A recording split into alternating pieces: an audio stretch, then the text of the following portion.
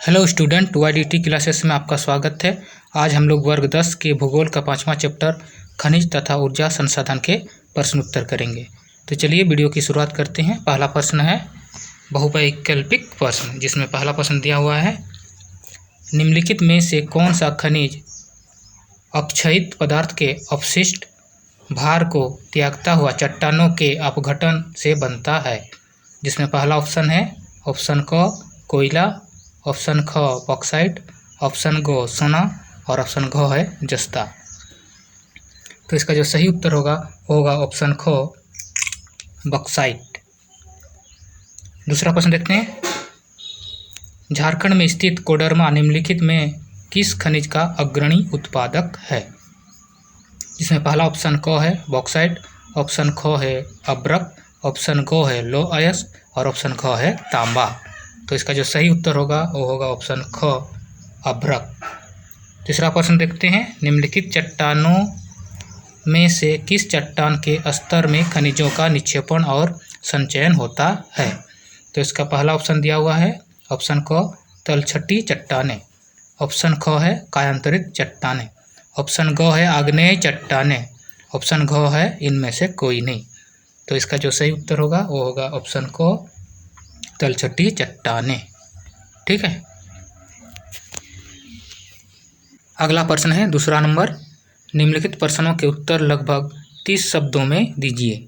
जिसमें पहला प्रश्न है, निम्नलिखित में अंतर 30 शब्दों से अधिक न दें। जिसका पहला प्रश्न क नंबर दिया हुआ है, लौह और अलोह खनिज। तो इसका उत्तर होगा लेफ्ट साइड लौह खनिज, राइट साइड अलोह खनिज। इसमें अंतर बताना है। जिसमें पहला पॉइंट है लौह खनिज का, लौह खनिजों में कठोरता पाई जाती है। ठीक है, तो जो लौह खनिज होते हैं उसमें कठोरता पाई जाती है। अलोह खनिज का पहला पॉइंट देखते हैं हम लोग, अलोह खनिजों में कठोरता नहीं पाई जाती है। तो जो अलोह खनिज होते हैं उनमें कठोरता नहीं पाई जाती है। दूसरा पॉइंट देखते हैं लौह खनिज का, लौह खनिज प्रायः भूरे रंग के होते हैं। तो जो लौह खनिज होते हैं वे भूरे रंग के होते हैं। दूसरा पॉइंट हम लोग देखते हैं अलोह खनिज का, अलोह खनिज कई रंगों के होते हैं और जो अलोह खनिज होते हैं ये कई प्रकार के रंगों के होते हैं। तीसरा पॉइंट देखते हैं हम लोग लौह खनिज का, लोहा, मैग्नीज, बॉक्साइट, जस्ता आदि लौह खनिज हैं। तो ये सब लौह खनिज हैं। ठीक है। तीसरा पॉइंट देखते हैं हम लोग अलोह खनिज में सोना, सीसा, अब्रक आदि अलोह खनिज हैं। तो ये जो सोना, सीसा, अब्रक आदि हैं ये अलोह खनिज हैं। ख नंबर देखते हैं हम लोग प्रश्न, परंपरागत ऊर्जा तथा गैर परंपरागत ऊर्जा। इसमें अंतर बताना हम लोग को। इसका उत्तर होगा लेफ्ट साइड परंपरागत ऊर्जा और राइट साइड गैर परंपरागत ऊर्जा। पहला पॉइंट देखते हैं हम लोग परंपरागत ऊर्जा का, ये प्राचीन काल से प्रयोग होने वाले ऊर्जा के साधन है। और ये जो परंपरागत ऊर्जा है ये प्राचीन काल से प्रयोग होने वाले ऊर्जा के साधन हैं। पहला पॉइंट देखते हैं हम लोग गैर परंपरागत ऊर्जा का, इन्हें प्राचीन काल में कम प्रयोग करते थे परंतु आज इनका महत्व बढ़ गया है। दूसरा पॉइंट देखते हैं हम लोग परंपरागत ऊर्जा का, ये समाप्त होने वाले संसाधन हैं। तो ये जो परंपरागत ऊर्जा है ये समाप्त होने वाले संसाधन है। दूसरा पॉइंट देखते हैं हम लोग गैर परंपरागत ऊर्जा का, ये कभी न समाप्त होने वाले संसाधन है। और ये जो गैर परंपरागत ऊर्जा है ये कभी न समाप्त होने वाले संसाधन है। तीसरा पॉइंट देखते हैं हम लोग परंपरागत ऊर्जा के, इनकी मात्रा सीमित है। तो परंपरागत ऊर्जा के जो मात्रा है वो सीमित है। तीसरा पॉइंट देखते हैं हम लोग गैर परंपरागत ऊर्जा का, इनकी मात्रा असीमित है।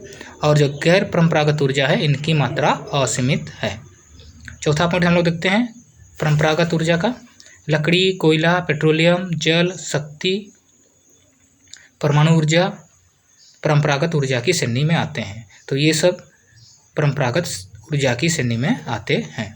चौथा पॉइंट देखते हैं हम लोग गैर परंपरागत ऊर्जा का, सौर ऊर्जा, भूतापीय ऊर्जा, ज्वारीय ऊर्जा, पवन ऊर्जा तथा कूड़े कचरे, गोबर, मलमूत्र से तैयार ऊर्जा इस श्रेणी में आते हैं।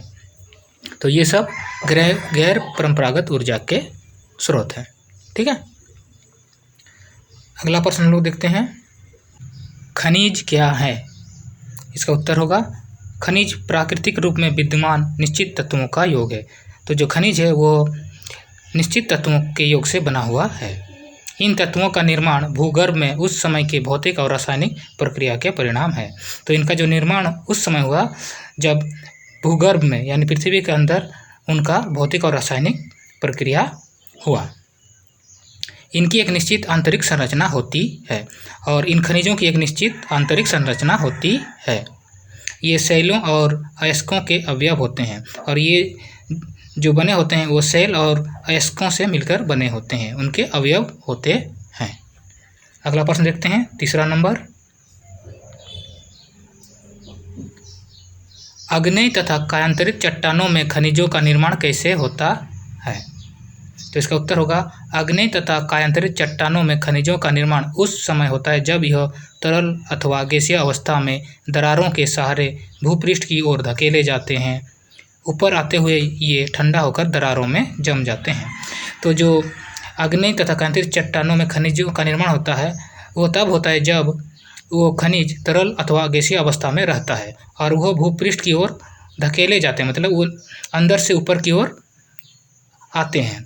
ऊपर आते हुए ये ठंडा होकर दरारों में जम जाते हैं और वहीं पर उन खनिजों का निर्माण होता है। ठीक है, अगला प्रश्न देखते हैं हम लोग, चौथा नंबर। हमें खनिजों की संरक्षण की क्यों आवश्यकता है? तो इसका उत्तर होगा खनिजों के निर्माण की भूगर्भिक प्रक्रियाएं इतनी धीमी है कि इन्हें बनने में लाखों वर्ष लग जाते हैं। तो जो खनिजों का निर्माण होता है उसकी प्रक्रिया इतनी धीमी है कि उन्हें बनने में लाखों वर्ष लग जाते हैं। खनिज संसाधन सीमित तथा अनवीकरणीय है और ये जो खनिज संसाधन है ये सीमित हैं और अनवीकरणीय संसाधन हैं। वर्तमान में उपभोग की तुलना में इनके निर्माण की दर बहुत कम है और वर्तमान समय में हम लोग जितना उनका उपयोग कर रहे हैं उससे कम उनका निर्माण हो रहा है। इसलिए हमें इनका संरक्षण करना बहुत आवश्यक है और इसलिए हमें इनका संरक्षण करना बहुत ही आवश्यक है। अगला प्रश्न हम लोग देखते हैं, तीसरा नंबर प्रश्न है, निम्नलिखित प्रश्नों के उत्तर लगभग 120 शब्दों में दीजिए। जिसमें पहला प्रश्न है, भारत में कोयले के वितरण का वर्णन कीजिए। तो इसका उत्तर होगा भारत में कोयला दो प्रमुख भूगर्भिक युगों के शैल क्रम में पाया जाता है। एक गोंडवाना जिसकी आयु 200 लाख वर्ष से कुछ अधिक है और दूसरी टर्शियरी निक्षेप जो लगभग 55 लाख वर्ष पुरानी है। तो भारत में जो कोयला है वो बने हुए उनके दो युगों में बांटा गया है, जिसमें पहला है गोंडवाना युग जिसकी आयु है 200 लाख वर्ष और दूसरा है टर्शियरी निक्षेप जिसकी आयु है 55 लाख वर्ष। ठीक है, गोंडवाना कोयला क्षेत्र दामोदर घाटी, पश्चिम बंगाल तथा झारखंड के सीमा में पड़ता है। झरिया, रानीगंज, बोकारो में स्थित है। ठीक है, तो जो गोंडवाना कोयला क्षेत्र है वो है कहाँ? दामोदर घाटी में, झरिया, रानीगंज, बोकारो।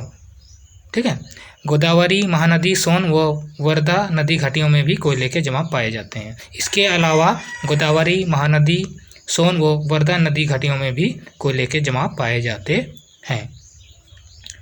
टर्शियरी निक्षेप कोयला क्षेत्र उत्तर पूर्वी राज्यों के मेघालय, असम, अरुणाचल प्रदेश व नागालैंड में है।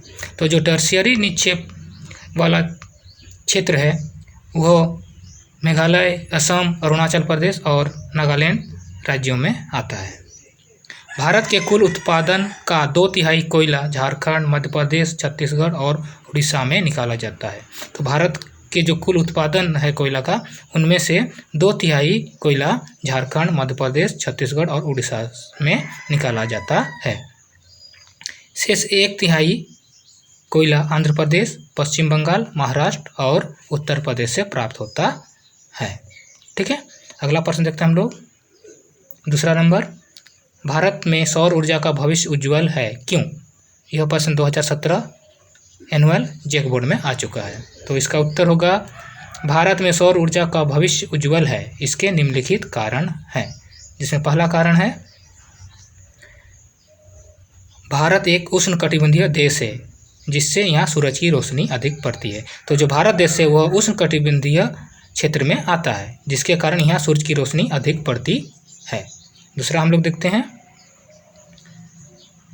भारत में फोटोवोल्टेइक तकनीक उपलब्ध है। इसके द्वारा सूरज के प्रकाश को सीधे विद्युत में बदला जा सकता है। तो भारत में एक तकनीक है जिसका नाम है फोटोवोल्टेइक, जिससे क्या होता है कि सूरज के प्रकाश को सीधे विद्युत में बदला जा सकता है। अगला पॉइंट हम लोग देखते हैं, तीसरा, ग्रामीण और दूर दराज इलाकों में सौर ऊर्जा तेजी से प्रचलित हो रही है। तो जो ग्रामीण और दूर दराज के पहाड़ी इलाके हैं वहाँ पर सौर ऊर्जा काफ़ी तेजी से प्रचलित हो रही है। चौथा देखते हैं हम लोग, सौर ऊर्जा नवीकरणीय संसाधन है। यह भारत में सभी जगह आसानी से प्राप्त होता है। तो जो ये सौर ऊर्जा है यह नवीकरणीय संसाधन है और यह भारत के सभी जगहों में आसानी से प्राप्त होता है। पांचवा पॉइंट हम लोग देखते हैं, निम्न वर्ग के लोग कम लागत में आसानी से और सौर ऊर्जा का लाभ उठा सकते हैं। और जो निम्न वर्ग के लोग हैं, जो गरीब लोग हैं, वे आसानी से कम लागत पर सौर ऊर्जा का लाभ उठा सकते हैं। अगला पॉइंट हम लोग देखते हैं, छठा, सौर ऊर्जा के प्रयोग से हम बहुत सी विदेशी मुद्रा बचा सकते हैं। और सौर ऊर्जा का प्रयोग करके हम लोग बहुत सी विदेशी मुद्रा बचा सकते हैं। पेट्रोलियम तेल, गैस आदि की आयात कम होगी, क्योंकि पेट्रोलियम तेल और गैस की अगर आयात कम होगी तो हमारे देश में विदेशी मुद्रा की बचत होगी। ठीक है, तो आज हमने वर्ग 10 के भूगोल का 5वां चैप्टर खनिज तथा ऊर्जा संसाधन के प्रश्न उत्तर किए। अगर आपको यह वीडियो अच्छा लगा तो लाइक और शेयर कीजिए, और अगर आप इस चैनल पर नए आए हैं तो इस चैनल को जल्दी से सब्सक्राइब कीजिए। मिलते हैं हम लोग अगले वीडियो पर।